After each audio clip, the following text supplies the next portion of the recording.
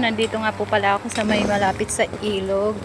Ito po yung umapaw na po yung ilog. Kaya, and ito po yung exit dun sa may likod namin. Ayan.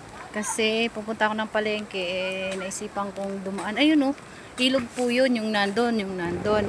Tapos ito, dadaan yan, papunta dun sa may amin. Tapos dito may mga dumadaan din, hindi na makakaano. Ayan, yung motor, nakaano. Inano mo yun? Nakatawid ka dyan? Parang nakakatakot. Tumawid. Talaga, nakatawid dyan. Tingnan mo.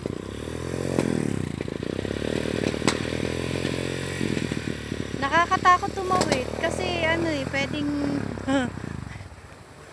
Baka napasukan ng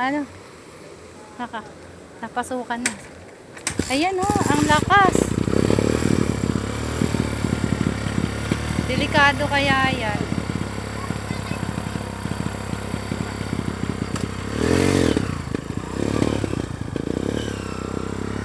Malakas pala kahit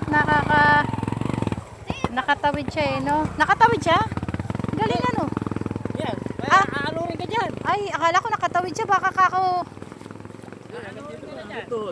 Malakas na agos. Aalurin ka na dyan. Oo nga Akala ko nakatawid siya Hindi pa naman nag-aapaw dun Hindi, dun yung may patak Yan. pa dun. Galing sa...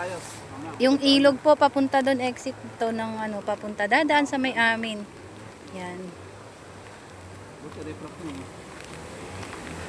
Papunta akong palengke iikot ako dito sa eskwelahan ni mga Nicolas School.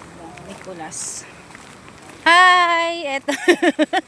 Kay ganda naman ni Becca talaga.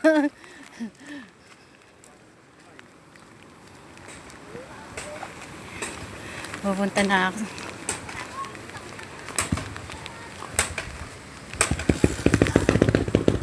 Let's go. Nga po pala yung eskwelahan nila Joy dati at ng anak ko. Dito sila nag-aaral. Ayan, dinaanan ko. Ayan. Ayan yung mga kabahayan. Maganda yun. Yung bahay ng kapatid ni Miss Jean Bilog. Ayan, ang ganda dun.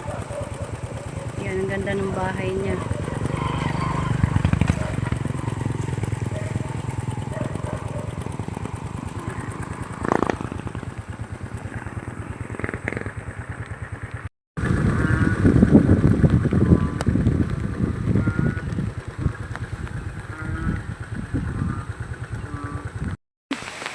Ito na nga po pala guys, yung dito sa may likod namin dumaan na po.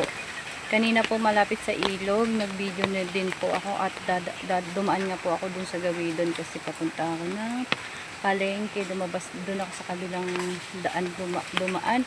Kaya ito ngayon guys, yung update ng ilog ay ng sapa dito sa likod namin. Diba minsan may video ako napakababaw. Ngayon ang taas ng ilog. Dun galing yun, dun galing.